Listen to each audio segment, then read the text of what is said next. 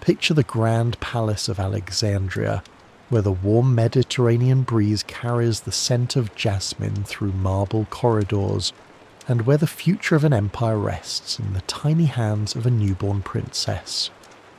The Egypt that welcomed Cleopatra into the world was unlike anywhere else on earth. Imagine walking through the streets of Alexandria in those days where Greek philosophers debated beside Egyptian priests, where Roman merchants haggled with Nubian traders, and where the famous lighthouse stood as one of the 7 wonders of the ancient world, its beacon guiding ships safely home across the darkening waters. This was the Ptolemaic kingdom, a realm that had been ruled by Cleopatra's Greek ancestors for nearly 3 centuries since Alexander the Great conquered Egypt. The Ptolemies had created something magical here, a fusion of Greek learning, Egyptian tradition, and international commerce that made Alexandria the New York City of the ancient world. And into this remarkable civilization, our young princess was born.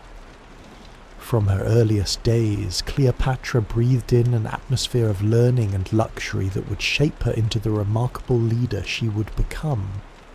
The palace libraries contained hundreds of thousands of scrolls, the accumulated wisdom of the ancient world. Here, young Cleopatra would spend countless hours absorbing knowledge that most rulers of her time never even knew existed. But let's pause for a moment and consider what childhood was like for a future pharaoh. While other children played simple games, Cleopatra was learning the intricate art of statecraft. Picture her as a small girl, perhaps 7 or 8 years old, sitting in on diplomatic meetings where her father, Ptolemy XII, negotiated with Roman senators and Egyptian high priests.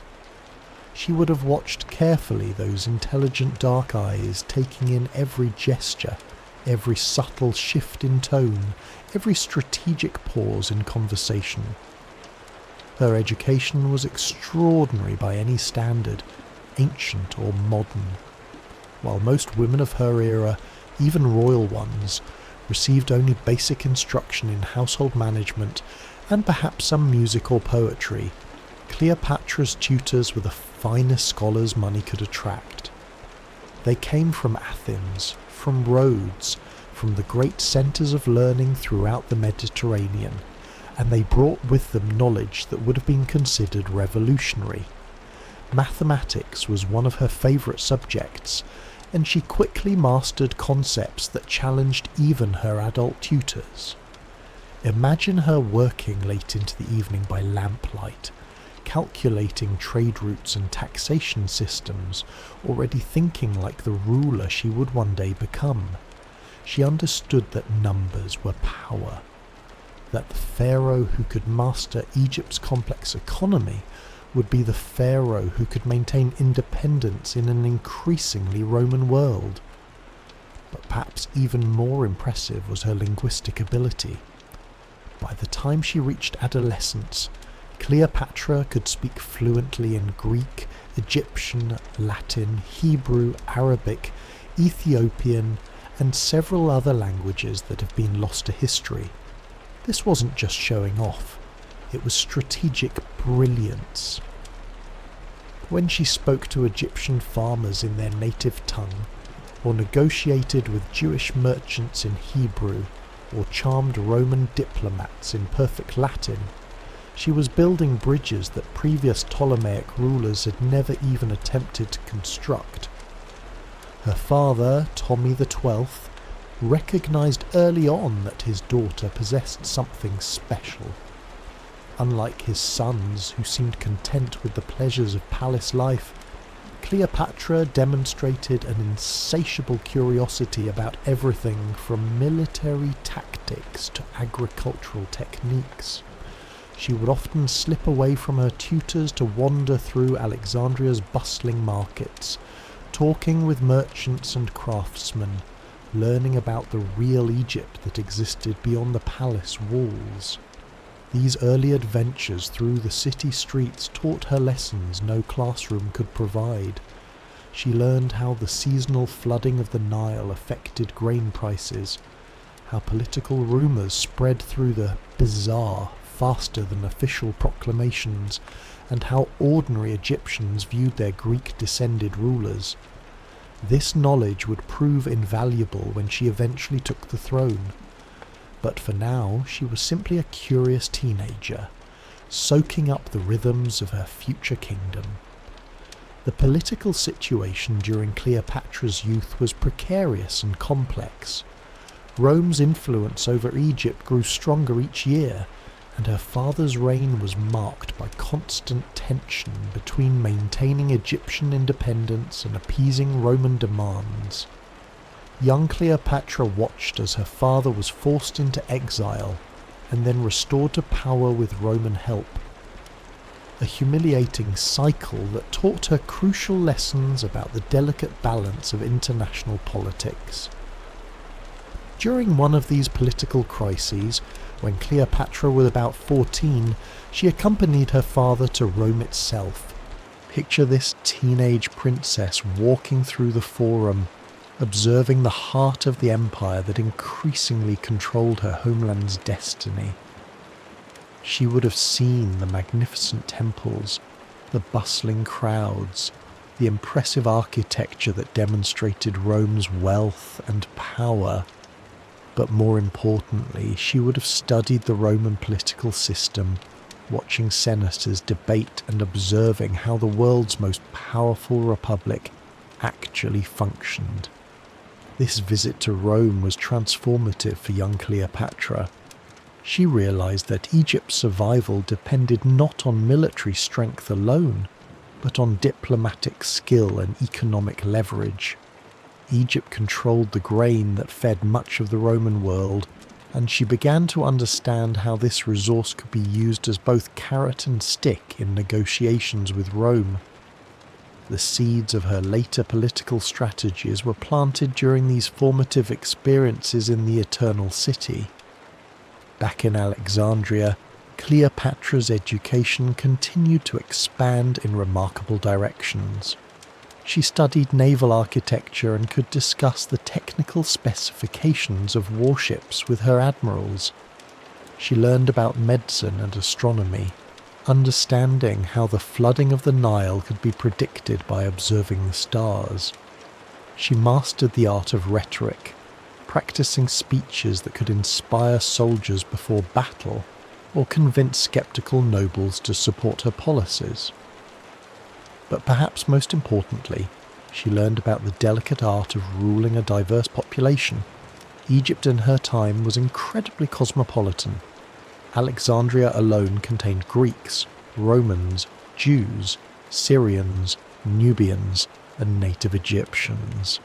Each group with its own customs, languages, and loyalties. Previous to Ptolemaic rulers had often favoured the Greek elite, treating other populations as subjects rather than citizens. Cleopatra began to envision a different approach, one that would embrace Egypt's diversity as a source of strength, rather than viewing it as a challenge to manage. Her teenage years were also marked by intensive study of Egyptian religion and culture. While her ancestors had often maintained a somewhat aloof relationship with native Egyptian traditions, Cleopatra immersed herself completely. She learned to read hieroglyphs, participated in religious ceremonies at the great temples, and began to understand the spiritual significance of the pharaoh's role in Egyptian society. This religious education was more than ceremonial.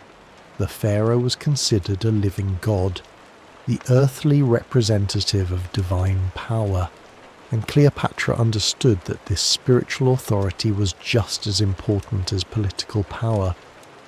She spent countless hours with the high priests of Ptah, Isis, and other major deities, learning the intricate rituals and theological concepts that would legitimize her eventual rule in the eyes of her Egyptian subjects.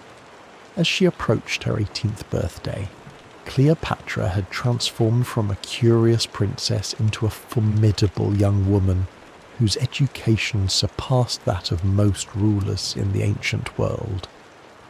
She could debate philosophy with Greek scholars, discuss engineering projects with Roman architects, negotiate trade agreements in multiple languages, and perform the sacred rituals that connected her to Egypt's 3,000-year-old traditions. The palace staff who'd watched her grow up began to whisper among themselves about the remarkable transformation they had witnessed. Here was a princess who could spend the morning reviewing tax records, the afternoon practicing sword techniques with her guard, and the evening translating poetry from Greek into Egyptian. Her energy seemed boundless, her curiosity insatiable, and her intelligence absolutely extraordinary. But even as Cleopatra's abilities continued to develop, the political situation around her grew increasingly unstable. Her father's health was declining, and questions about the succession began to dominate palace conversations. According to Ptolemaic tradition, she would need to share power with one of her younger brothers, but Cleopatra had already begun to envision a different future for herself and for Egypt.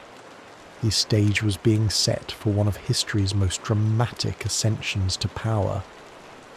As this remarkable young woman prepared to claim her birthright and transform not just Egypt, but the entire ancient world, her childhood and education had given her tools that no previous pharaoh had possessed, and she was about to put them to use in ways that would echo through the centuries. As we pause here in our journey through Cleopatra's early life, let your mind drift peacefully back to that moonlit palace in Alexandria, where a teenage princess studied late into the night, surrounded by scrolls and dreams of the future. Tomorrow, we'll continue our story as Cleopatra steps onto the world stage and begins the remarkable reign that would make her immortal. Let the gentle sounds of the Nile at night carry you deeper into our story as we witness the moment when destiny called upon a young woman to become a legend. The year is 51 BCE, and the magnificent palace of Alexandria is shrouded in an atmosphere of anticipation and uncertainty. Tommy XII lies dying, and with his final breaths he sets in motion events that will reshape the ancient world. Picture Cleopatra, now 18 years old, standing beside her father's deathbed as the Mediterranean moonlight filters through the palace windows.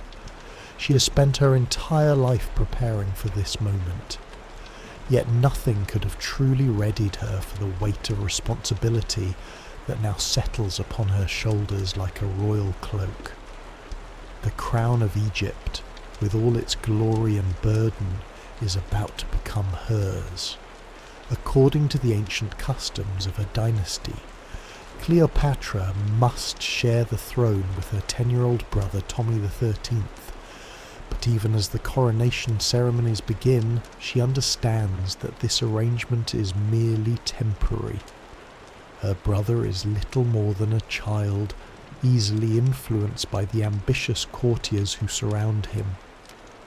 While she possesses the knowledge, experience and vision to rule Egypt alone, the early months of her reign reveal the full extent of Cleopatra's political genius.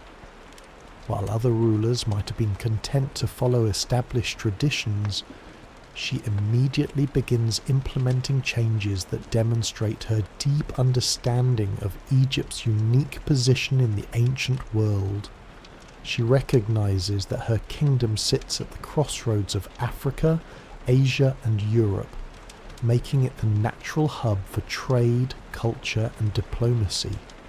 One of her first acts as pharaoh is to personally visit the great temple of Ptah in Memphis, where she participates in the sacred rituals that formally recognize her as the divine ruler of Egypt.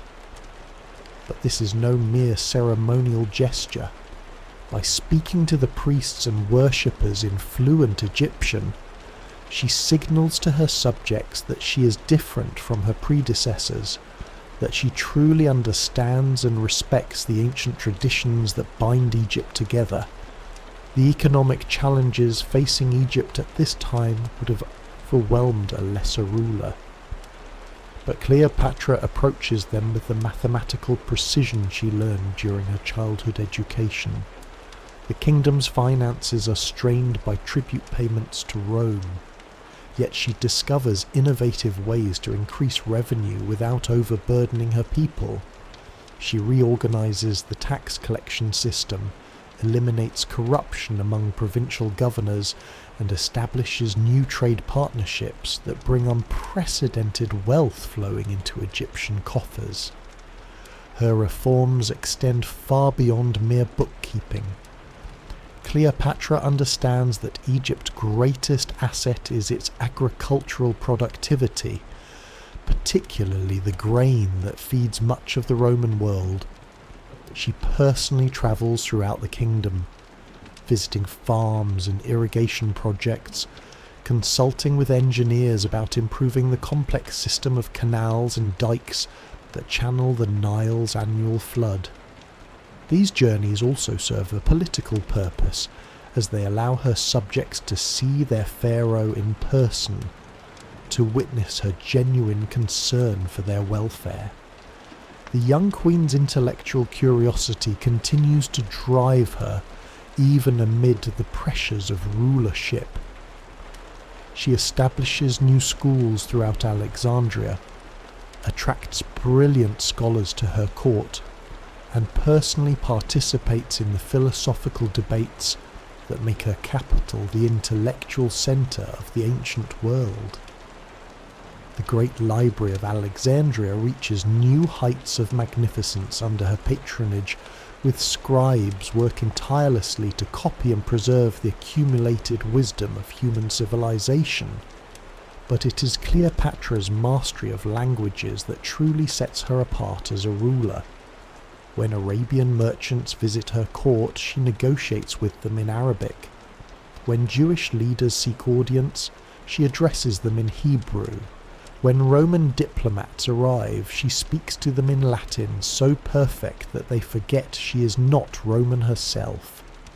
This linguistic versatility is more than impressive showmanship. It is practical diplomacy of the highest order, allowing her to build personal relationships with leaders throughout the known world. As her confidence grows, so does the opposition she faces from within her own court. Her younger brother, Tommy the 13th, now guided by ambitious advisors who see an opportunity to seize real power, begins to challenge her authority. The traditional faction of Greek nobles who have always resented any pharaoh who showed too much favour to native Egyptians quietly works to undermine her reforms. The situation grows increasingly tense as competing claims to legitimacy create dangerous divisions within the royal court. The crisis comes to a head when civil war erupts between the two siblings, each claiming to be the rightful ruler of Egypt. Cleopatra finds herself forced to flee Alexandria, gathering loyal supporters as she retreats toward the Syrian border.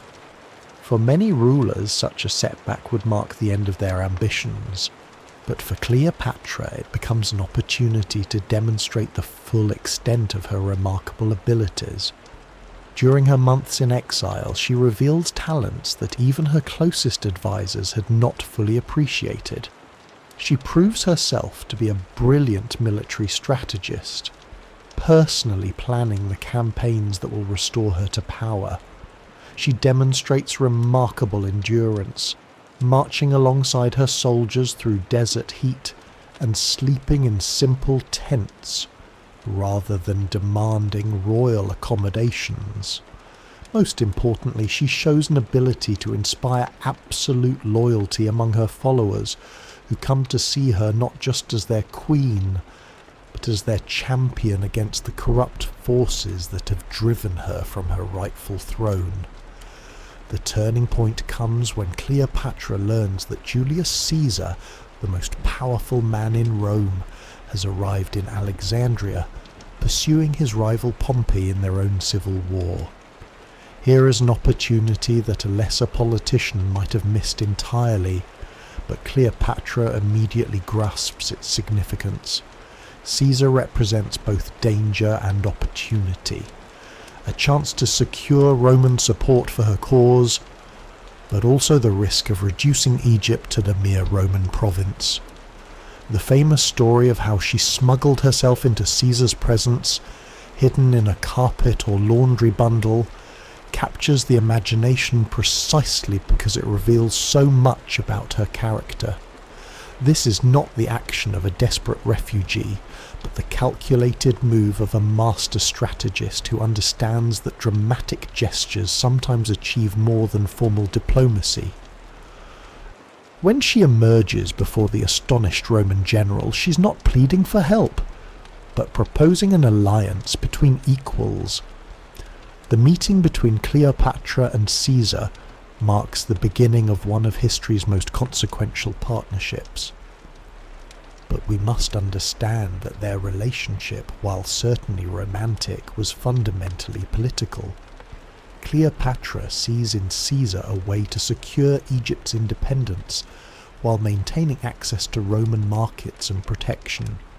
Caesar sees in her a brilliant ally who can help him control the Eastern Mediterranean while providing the wealth needed to fund his own ambitions. Their negotiations demonstrate Cleopatra's sophisticated understanding of international politics. She does not simply ask for Roman military support to regain her throne. Instead, she proposes a comprehensive alliance that addresses Caesar's strategic needs while preserving Egypt's essential autonomy. She offers him the financial resources of her kingdom, the logistical support of her navy, and the diplomatic connections she has cultivated throughout the region. The restoration of Cleopatra to power, accomplished with Caesar's backing, showcases her remarkable ability to transform military victory into lasting political success. Rather than simply punishing her enemies, she demonstrates the magnanimity that marks great rulers throughout history. She pardons many of those who opposed her, incorporating them back into her administration while ensuring their loyalty through a combination of generous treatment and careful monitoring. Her brother Tommy XIII dies during the conflict. Whether by accident or design remains unclear, leaving Cleopatra free to rule Egypt without the burden of shared power. But she continues to observe the traditional forms, marrying her even younger brother Tommy XIV, who poses no threat to her authority, while satisfying the dynastic requirements that legitimize her reign in the eyes of conservative nobles. The months that Caesar spends in Alexandria reveal the full extent of Cleopatra's intellectual partnership with the Roman general. Together, they tour the Great Library, discuss philosophical questions with assembled scholars, and plan ambitious construction projects that will further enhance Alexandria's reputation as the jewel of the Mediterranean. Caesar, who is himself a brilliant writer and scholar, finds in Cleopatra a rare equal, someone who can match his own intellectual curiosity and strategic vision. But their most significant collaboration is the birth of their son, Caesarion, whose very existence represents Cleopatra's long-term strategy for Egypt's future. This child, combining the bloodlines of the Ptolemies and the Caesars, embodies her vision of a partnership between Egypt and Rome that preserves her kingdom's independence while securing its prosperity. The boy becomes not just her heir, but a living symbol of the new order she hopes to create. When Caesar departs Alexandria to continue his campaigns, Cleopatra has achieved something remarkable. She has not only regained her throne, but has transformed Egypt's relationship with Rome from one of subordination to one of alliance. Her kingdom remains independent, its wealth intact, its cultural traditions respected. Yet, she has also secured the protection and partnership of the world's most powerful military leader. The news of Caesar's assassination in 44 BCE reaches Alexandria like a thunderbolt, threatening to destroy everything Cleopatra has built. With her protector dead and Rome plunged into chaos, Egypt once again faces the prospect of becoming a mere province in someone else's empire. But rather than despair, Cleopatra sees this crisis as another opportunity to demonstrate her remarkable resilience and strategic brilliance. As various Roman leaders struggle for control of Caesar's legacy, Cleopatra carefully evaluates each potential successor, seeking the one who can best serve Egypt's interest while honouring her partnership with the murdered general. Her choice eventually falls upon Mark Antony, one of Caesar's most trusted lieutenants, a man whose military prowess and political connections make him a natural ally for her ambitions. The famous meeting between Cleopatra and Antony on her golden barge reveals once again her mastery of symbolic diplomacy. Every detail of this encounter is carefully orchestrated to create maximum impact. From her costume as the goddess Aphrodite to the magnificent display of Egyptian wealth and artistry that surrounds her. But beneath the theatrical spectacle lies serious political calculation as she works to forge a new alliance that will secure Egypt's future in the post-sea world. Their partnership proves even more productive than her relationship with Caesar had been. Together, Cleopatra and Antony envision an Eastern empire that combines Roman military might with Egyptian wealth and Egyptian wisdom. They plan campaigns that will extend their joint influence from the Atlantic to the Indian Ocean, creating a power base strong enough to rival Rome itself. During these years of partnership with Antony, Cleopatra reaches the pinnacle of her powers as both ruler and diplomat. Picture her now in her late 20s, no longer the young woman who had to smuggle herself into Caesar's presence, but a mature queen whose reputation extends across the known world. Her palace in Alexandria has become a centre of learning and culture that rivals anything Rome can offer. While her personal influence shapes events from Britain to India, the economic achievements of her reign during this period are nothing short of extraordinary. Under her guidance, Egypt experiences a golden age of prosperity that benefits not just the wealthy elite, but ordinary farmers, craftsmen and merchants throughout the kingdom. She revolutionizes the ancient trade routes that connect Africa with Asia and Europe, establishing new partnerships with kingdoms as distant as India and Ethiopia. Egyptian ships flying her personal standard become familiar sights in harbours from Spain to the Persian Gulf. Her innovations in agriculture transform Egypt into an even more productive granary for the ancient world. Working closely with engineers and farmers, she oversees the construction of new irrigation systems that increase crop yields while reducing the labour required for cultivation. These projects employ thousands of workers, stimulating the economy while improving the lives of rural communities that had been neglected by previous rulers. But perhaps most remarkably, Cleopatra begins to envision Egypt as something more than just a regional power. Her correspondence with rulers throughout the ancient world reveals a woman thinking on a truly global scale, planning trade networks that would span continents and diplomatic alliances that would reshape the balance of international power. She exchanges gifts and ambassadors with the Queen of Ethiopia, negotiates commercial treaties with Arabian princes, and maintains friendly relations with the distant kingdoms of India. The cultural flowering of Alexandria under her patronage attracts scholars, artists and philosophers from every corner of the Mediterranean world. The Great Library expands to contain nearly 500,000 scrolls, while the museum becomes a research centre where brilliant minds collaborate on projects that advance human knowledge in mathematics, astronomy, medicine and engineering.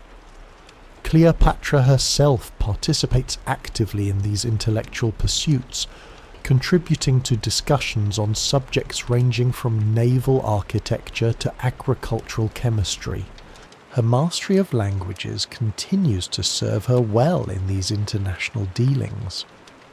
When she receives delegations from distant lands, she often astonishes visitors by addressing them in their native tongues, demonstrating not just linguistic skill, but genuine respect for their cultures.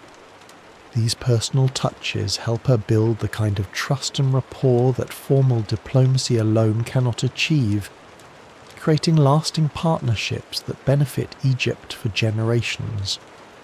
The military aspects of her reign also deserve recognition, though they are often overshadowed by her diplomatic achievements.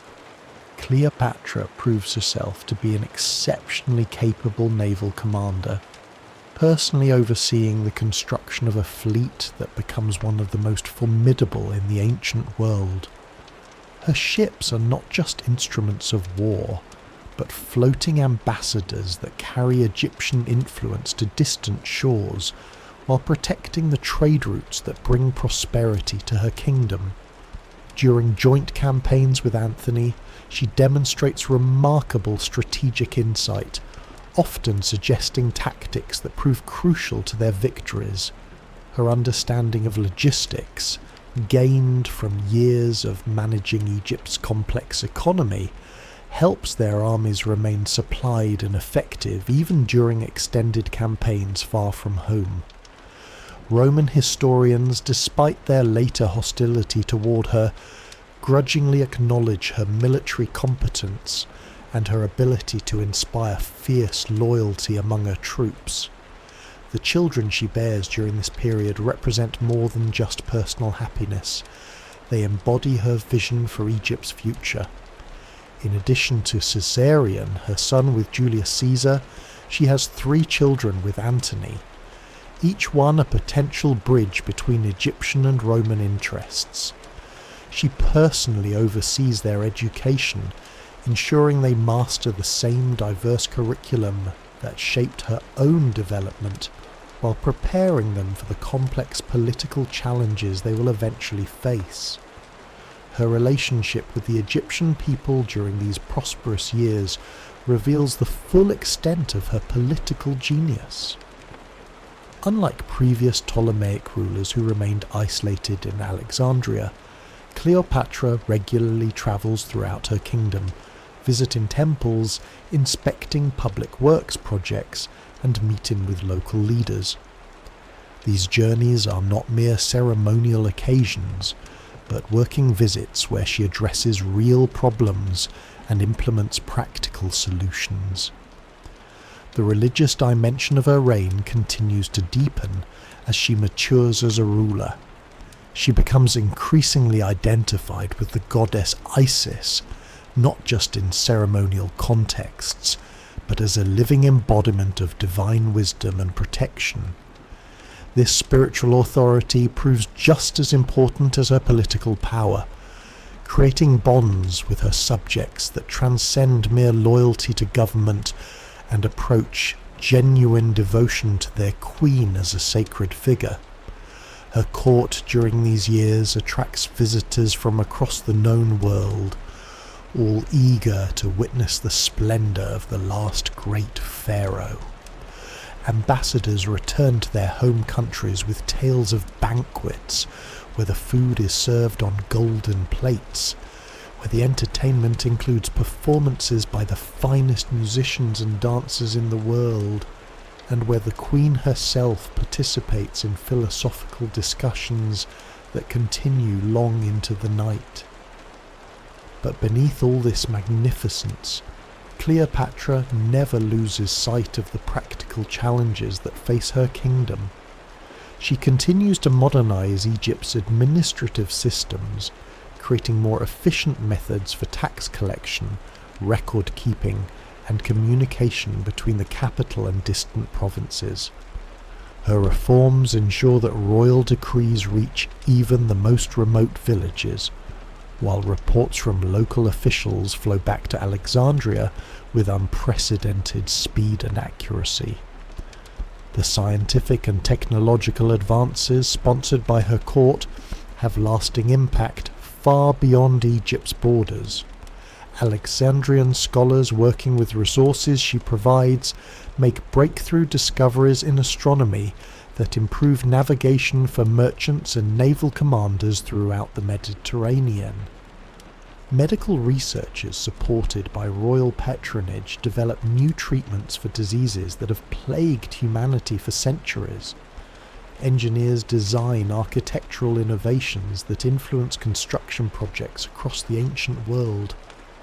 Her personal library, separate from the great public collection, contains works in dozens of languages, many of them acquired through her extensive correspondence with rulers and scholars worldwide. She reads voraciously, staying current with philosophical developments in Athens, scientific discoveries in Rhodes, and historical chronicles from Rome.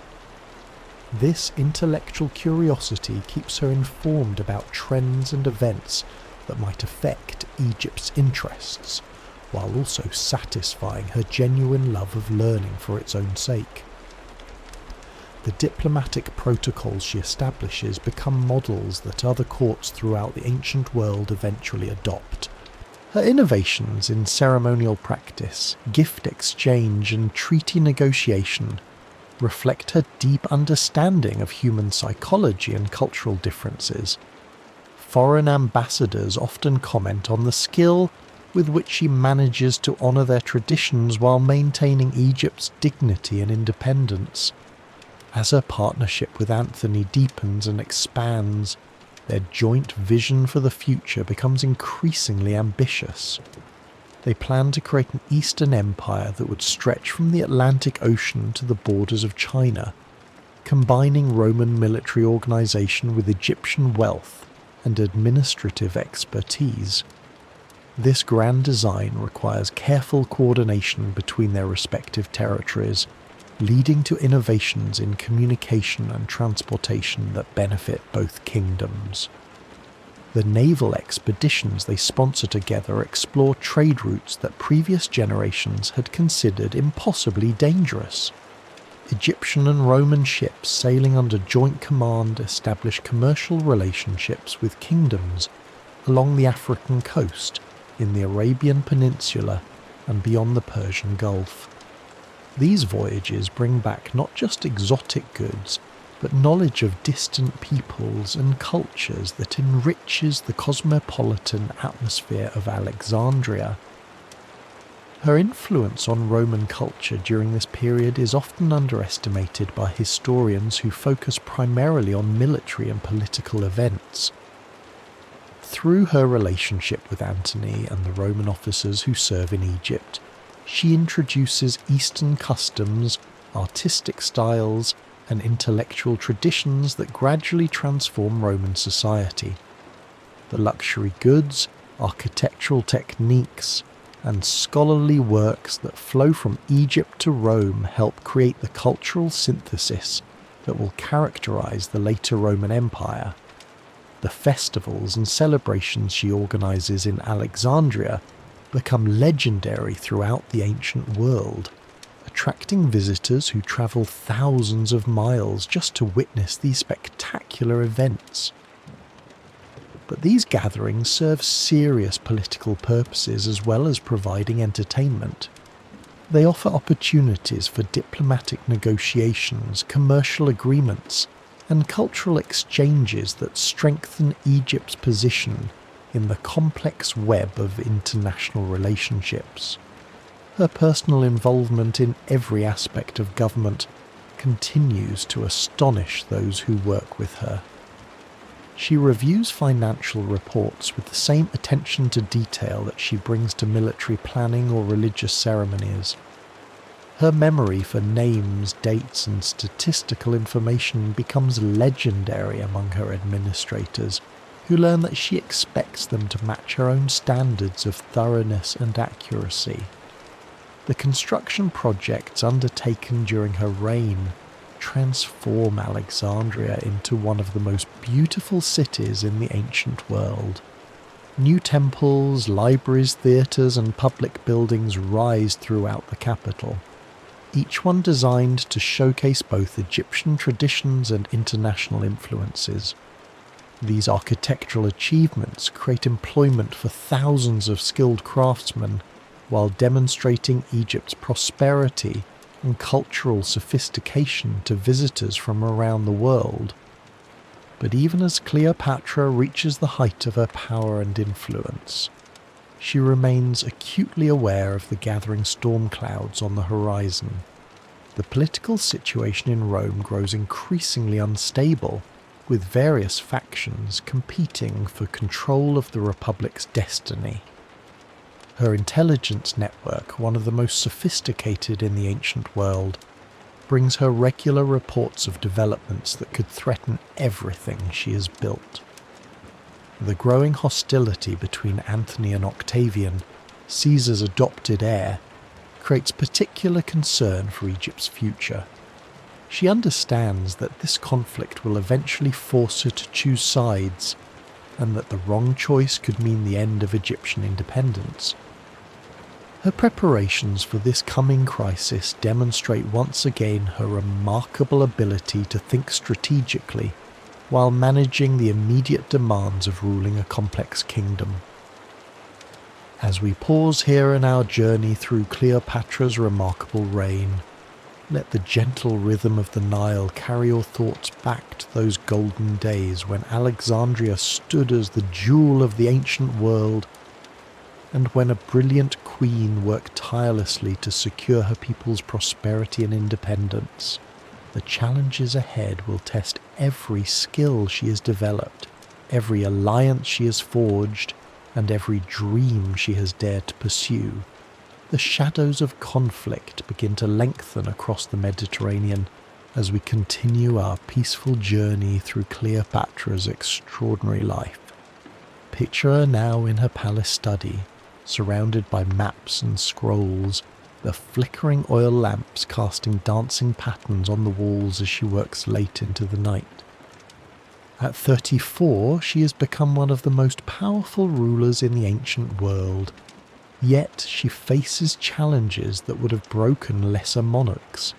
The tension between Mark Antony and Octavian has escalated beyond mere political rivalry into open warfare, and Cleopatra understands that Egypt's fate hangs in the balance.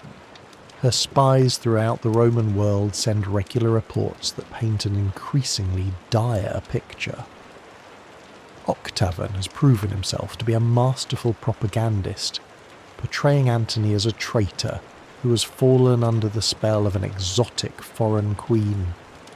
The Roman people, already suspicious of Eastern influences, begin to view Egypt not as an ally, but as a threat to their traditional values. Let your mind drift peacefully as we observe Cleopatra during these crucial months, watching her navigate the treacherous waters of international politics with the same skills she once applied to her childhood studies. She recognizes that this conflict will determine not just her personal survival, but the continuation of 3,000 years of Egyptian civilization.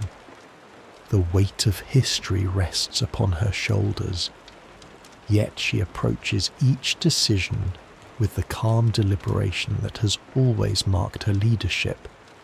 Her preparations for the coming war reveal the full extent of her administrative genius. Throughout Egypt, shipyards work around the clock to construct vessels for her growing fleet. She personally oversees the design of new warships that incorporate innovations learned from captured Roman vessels while maintaining the superior maneuverability that has always characterized Egyptian naval architecture. These ships will carry not just soldiers and weapons, but the hopes of an entire civilization.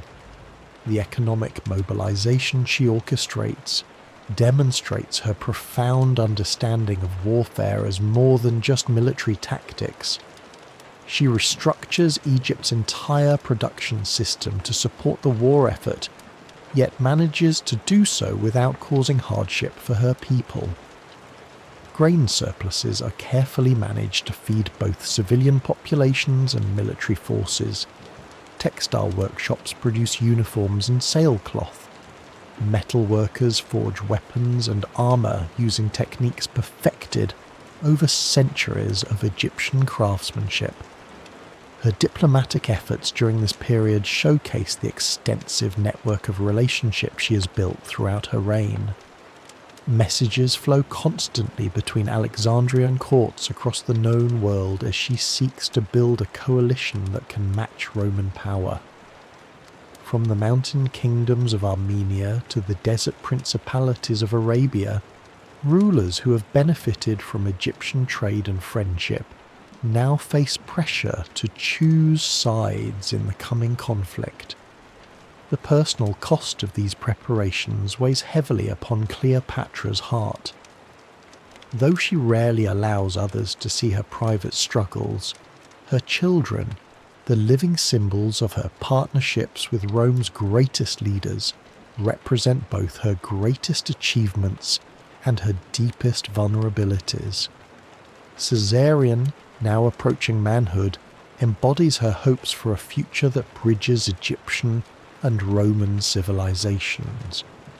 Her younger children with Antony carry the promise of continuing alliances, yet their very existence makes them targets for Octavian's hatred. During quiet moments stolen from the constant demands of war preparation, Cleopatra continues to pursue the intellectual interests that have always sustained her spirit. She corresponds with philosophers in Athens, exchanges astronomical observations with scholars in Rhodes, and maintains her support for the research projects that make Alexandria the intellectual capital of the ancient world.